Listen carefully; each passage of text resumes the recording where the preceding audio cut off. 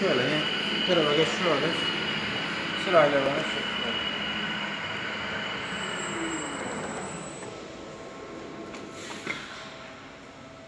Testleri var.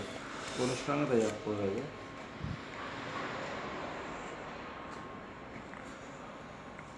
Şimdi oraya şey mi koyuyorsun? Ağırlık mı koyuyorsun? Ağırlık test. Test ağırlık. Şimdi arama yapıyoruz şu anda.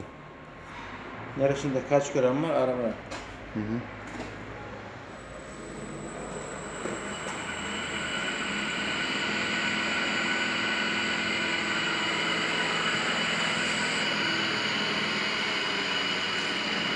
Şimdi 3. yatağa geçti. Ne sebeple çekim yaptığını sorarsa kamera. Şu anda şaftın balans ayarı yapılıyor. Hangi şafta hani balans var onu takip ediyor ustamız. Hangi stavuzda? Hangi istavrozda balans var ona bakıyor. Aynı zamanda vito şaftı. Bu bir Vito şaftı. 2016 model Vito şaftı. Tamir edilmeyen bir şaft. Tamir edilmeyen bir şaft. Yenisi bayağı pahalı.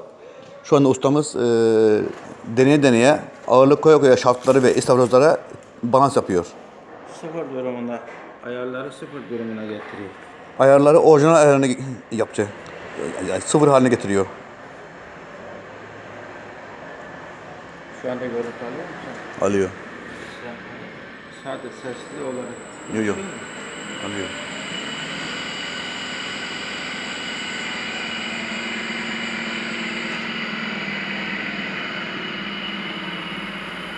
Sekme yataklarını, sekmesiz olduğu halde sekme yataklarını göster bakıyoruz.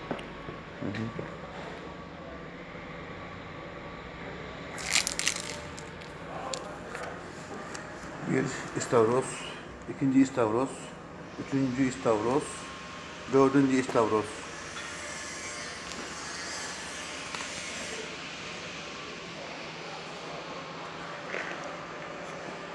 Şimdi kaç tane buldun usta? He?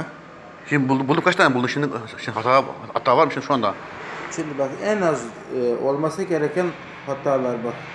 Bunun çok düşük bir hata olduğunu gösteriyor yapılan bağlılıklar.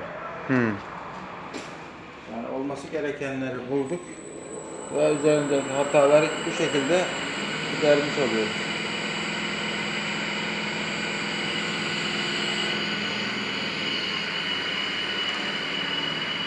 Bu da şimdi hangisi oluyor hata? Hatayı bunlar okuyor işte neresine ne koyacağını bize